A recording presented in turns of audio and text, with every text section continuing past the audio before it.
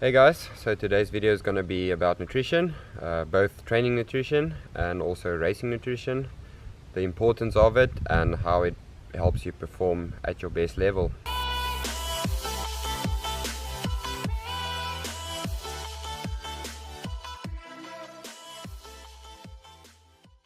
So my nutrition sponsor is CytoMax. It's an American company.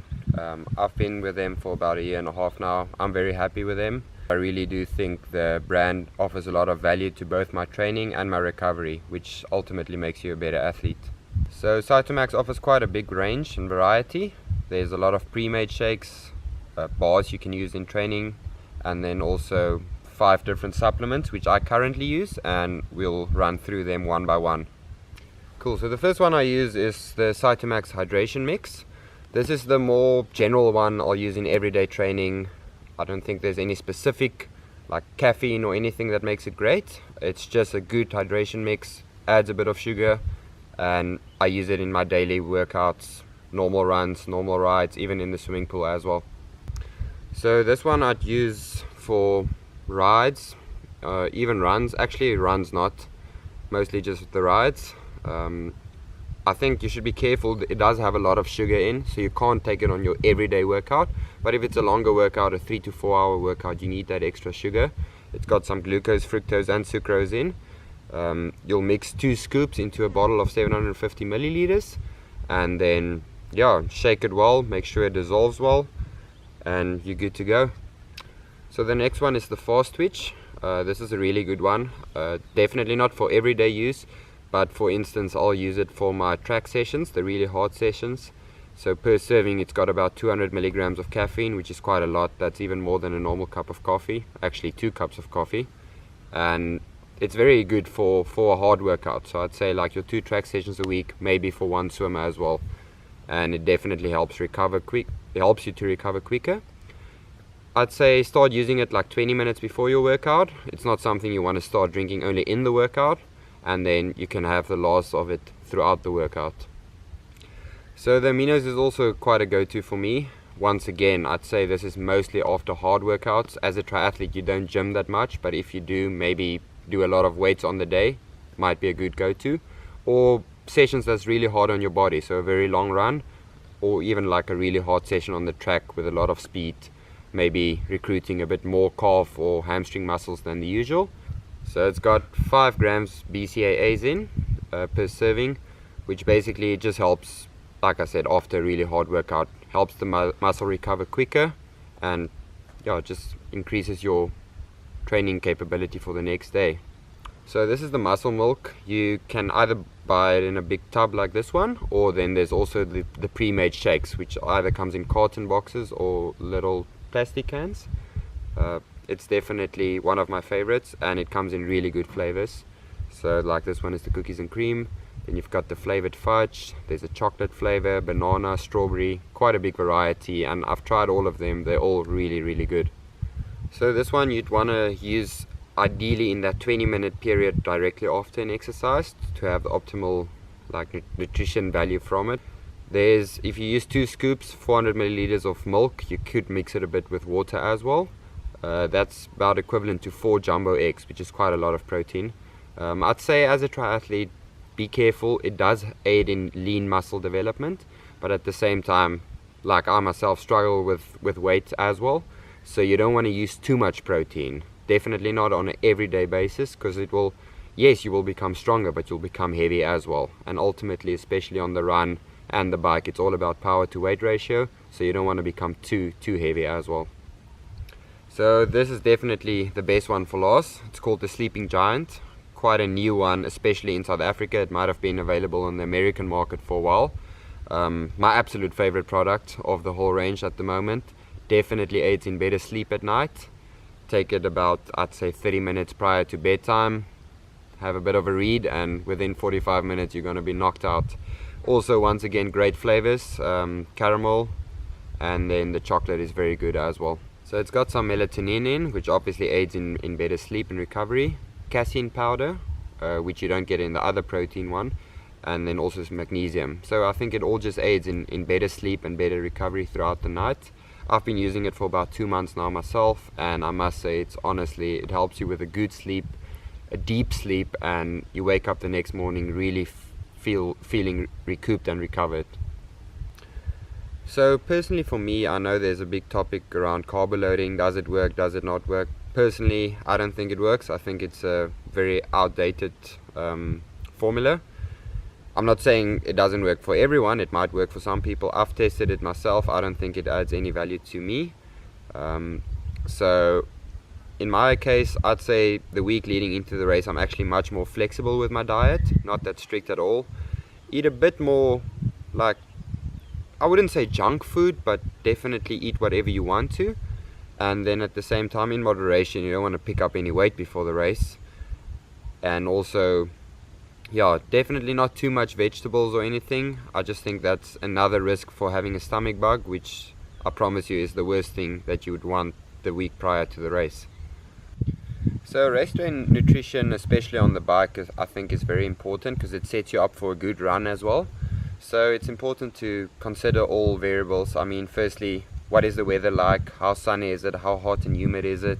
The course even, is it a hilly course? Is it a flat course? I can't speak for anything more than half Ironman racing, as that's the furthest that I've gone. So obviously going full Ironman would be totally different as well. But for me, on the half Ironman, 2 bottles has always been sufficient. So 1.5 liters of liquid. Like I'd say, I'd usually take a sports drink mix, just the normal hydration one, in the one bottle, and then the other bottle often just water. Also on the bike, I'd have some Rennies for cramps, and then maybe a gel or 2. So I'd say the water is almost just to like flush it between like having different substances or different flavors. You just want to get that taste out of your mouth. So ideally the water is essentially just to either cleanse it or pour over your head if there's anything left at the end. So taking your nutrition on the bike, I'd say definitely rather have it earlier than later. So getting on the bike, as soon as you're into your shoes and into a rhythm, immediately take a sip of water or sports drink, whatever you want, and then try and drink regularly, say every 20 minutes after that. I know it can be confusing. You might get caught up in a race situation where you might forget that, but the problem is by the time you realize you're in a depletion, that's already too late. There's no way to recover out of it. Then you essentially are going to bonk, and there's absolutely nothing you can do about it. So rather be safe than sorry.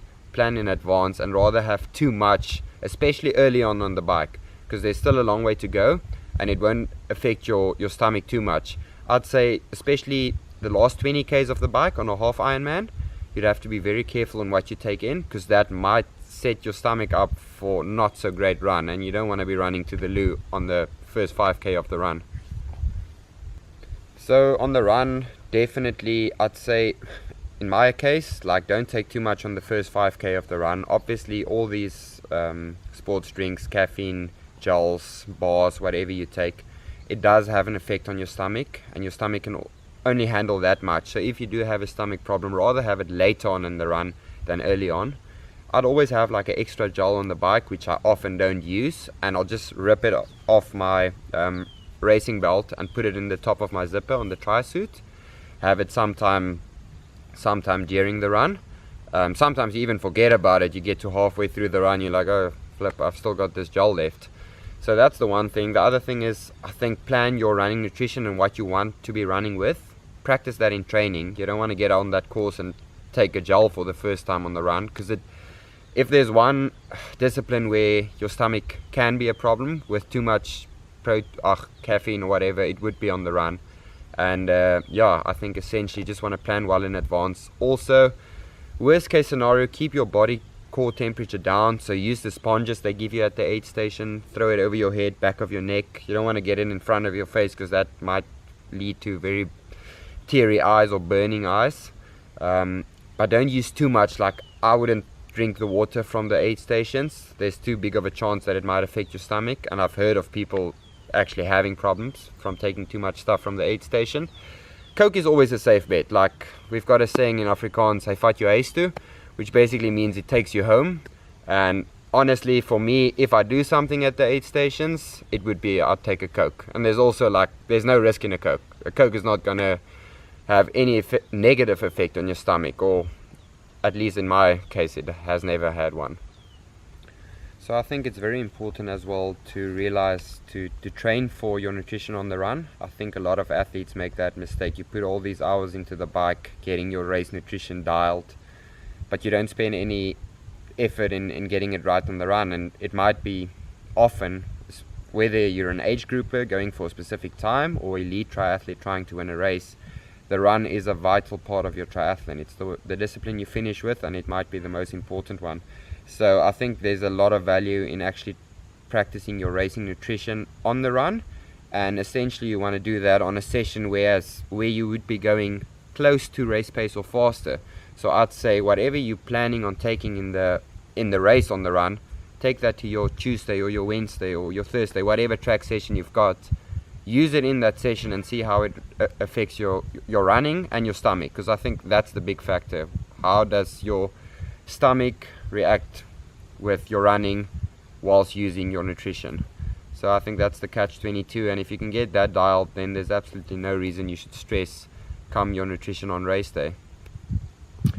So the CytoMax slogan is prepare, perform, recover, maintain. I think that's quite a fitting conclusion for this video, as that's essentially what you're trying to do with race nutrition, training nutrition. But anyways, thanks for watching, guys. I hope you enjoy the video. I hope you gained some valuable information out of it. Please like, subscribe, share, and also comment on whatever you guys want us to do next. We're gonna do one more video for this year, for December.